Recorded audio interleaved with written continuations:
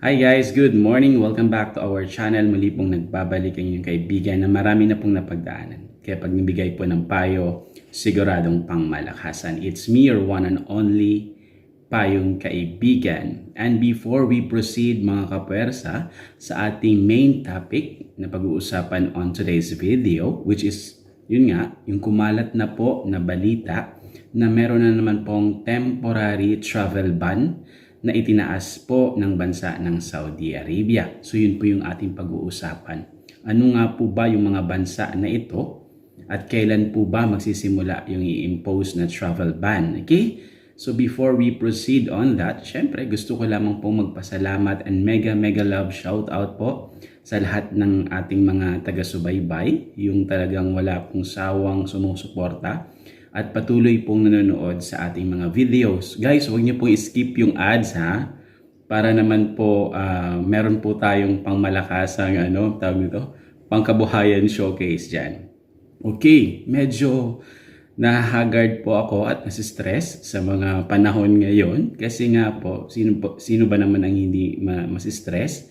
Kasi dapat po bukas, February 4 ay paalis na po ako dito sa Saudi Arabia.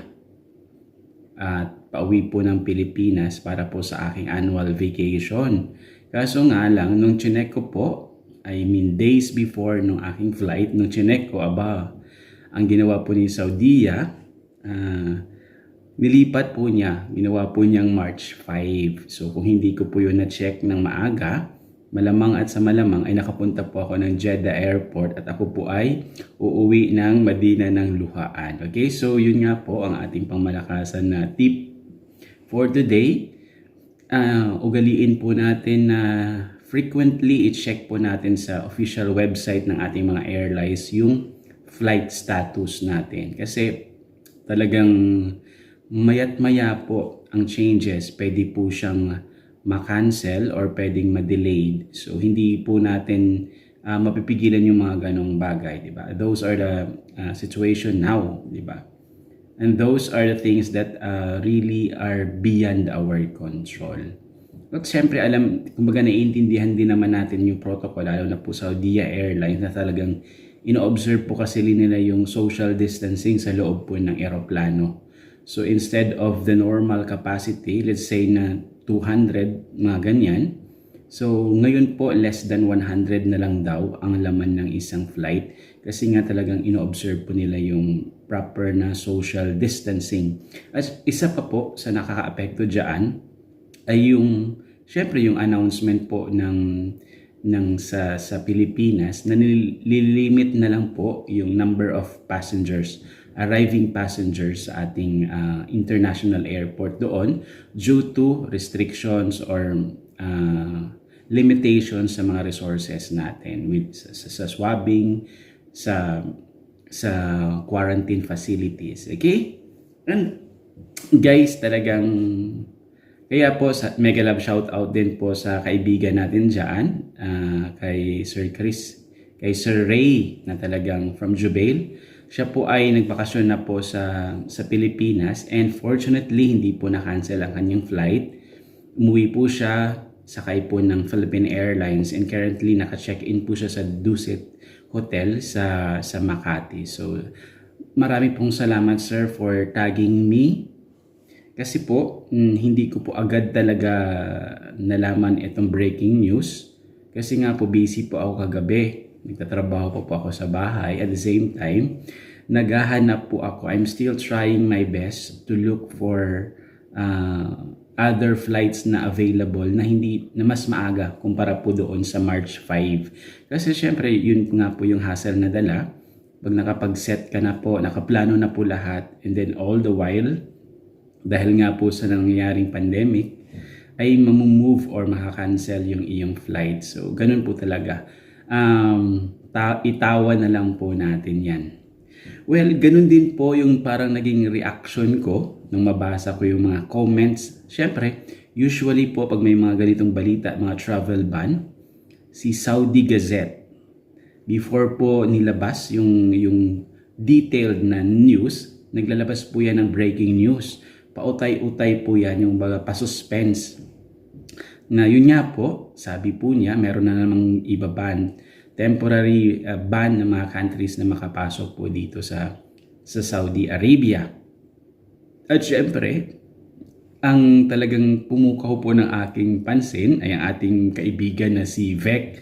So mega love shout out sa iyo, Vec Solito, ang ating pangmalakasang friend dyan sa Aramco, Rastanura, na talagang nagpapakita po ng Filipino trait, yung ugali natin na pagiging resilient, diba? Tayo po ay matibay at matatag na despite all the problems na kinakaharap po natin ay nagagawa pa po nating tumawa. So talagang na-admire po, sobra po akong amazed at na-admire ko po yung ganong klaseng personality. Kasi guys, wala na naman tayong magagawa. Instead of complaining, rather yung mga Pilipino po nagagawa pa po nila na tawanan, di ba? Gawan po ng pangmalakasang punchline yung ganito. So, bakit nga po ba ako natawa sa ganung sitwasyon, di ba? Nung sinabi po ng Saudi Gazette na meron nga pong 20 countries na temporary ban. So, syempre, bilang tayo po ay apektado din ng mga ganitong sitwasyon, these are the things na hindi mo papapangarapin na mapasok sa listahan ang Pilipinas, or hindi mo nga papangarapin na mai-announce na kasama yung Pilipinas. Kung sa mga pageant, sa mga international beauty pageant, talagang kapit kamay po tayo, di ba, nagdadasal na makapasok ang Pilipinas sa top 20 pa lang. Pero dito guys, sa announcement po na ito, I'm sure nagdadasal din po tayo, hindi para pumasok ang Pilipinas, kundi para malaglag. So ito, pag nalaglag po tayo dito sa listahan na ito na in-announce po ng Saudi Arabia, I'm sure magandang balita po ito para sa atin. Okay? So ayun na nga. Going on to our topic, so mega love shout out din po sa Patnubay Online. I suggest and highly recommend that you follow the FB page of Patnubay Online. Siya po yung gagawin nating reference on today's vlog. Okay? Riyadh, February 2, 2021. An official source at the Ministry of Interior stated that in reference to the statement issued, medyo mahaba pa po siya, pero ang bottom line po dito, due to the importance of maintaining the epidemiological situation and public health in the country, syempre guys, sobra pong maingat ang kaharian po ng Saudi Arabia when it comes to their approach sa COVID-19, di ba? Talagang marami pong nagsasabi na parang OA naman daw, ganun. Pero guys, hindi po yun pagiging OA. Kasi guys, pag tinamaan ka po ng sakit ng COVID-19, doon mo lamang po siguro may explain na talagang sana nag-ingat ako. Kaya guys, sobra po akong saludo sa talagang mga experts dito sa Saudi Arabia na talagang sobrang napakaaga po ang kanilang response, di ba? Ganun po yung tamang approach. Let's all be preventive rather than reactive. Parang sakit lang po yan. Wag po nating antayin na talagang maging ganap na po siyang sakit. Habang hindi pa po siya nag-develop bilang isang sakit, edi gawan mo na pong paraan. Uminom ka na po ng gawin mo na po yung mga bagay or paraan para ma-prevent yung isang yung symptoms na maging fully grown disease. So ganun po yung atake na ginagawa po ng kaharian ng Saudi Arabia. Okay? The Ministry of Interior announced that a temporary suspension for entry to the Kingdom of Saudi Arabia has been enforced on non-citizens. So yun guys, uulitin ko, non-citizens, di ba? Kung sa naunang vlog natin, nilinaw po natin na ang mga citizens ay syempre yung mga Saudis po yun at yung mga locals po dito. Ito naman, non-citizens, kasama na po dito ang mga expats. So, hindi niya daw po muna pinapayagan na makapasok dito sa Saudi Arabia. Including, of course, yung mga diplomats, health practitioners, and their families na magmumula po sa mga bansa na ito. Uulitin po natin. So, in general, hindi po muna papapayagan ang mga expat na makabalik po dito sa kaharian ng Saudi Arabia. Kung ikaw po ay manggagaling sa 20 countries na babasahin ko po. Okay? So para po sa mga kababayan natin dyan sa Pilipinas na nag-aantay, syempre I suggest na talagang magmatsyag po kayo at tumutok sa mga balita. Lalo na po sa mga nagpa-process dyan ng kanilang mga papeles na makabalik dito. Kasi most probably, kayo po yung apektado nito.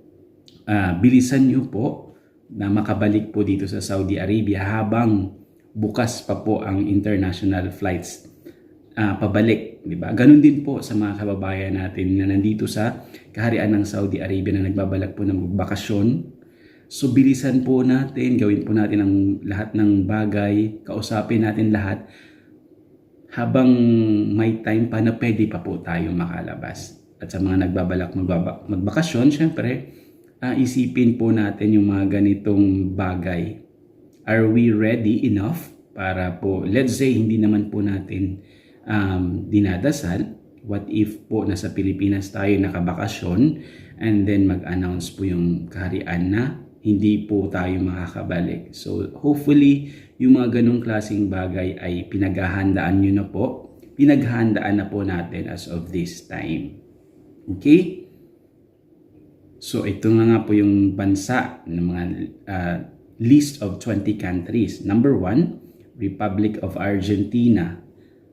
Number 2, Federal Republic of Brazil. Kasama po yung Egypt, France, Germany, India, Indonesia, Ireland, Italy, Japan, Lebanon, Pakistan, Portugal, South Africa, Sweden, Swiss Confederation, Turkey, UAE, United Arab Emirates, United Kingdom, and of course, United States of America. And then yun nga, sabi pa po dito, the temporary suspension includes whoever comes from other countries if he or she passed through any of the aforementioned countries during the 14 days preceding the request to enter the kingdom. So tatalogin po natin yun. Ibig po sabihin, kasama po sa mga restricted muna pumasok dito if ever na kayo po ay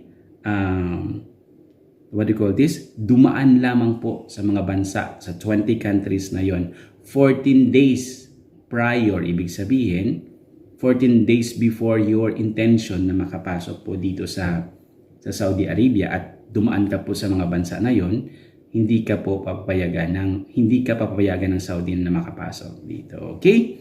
And then the source added that the citizens, diplomats, health practitioners, and their families coming from the aforementioned countries or those who transited any of those countries during the 14 days will enter the kingdom in accordance with the precautionary measures imposed by the Ministry of Health.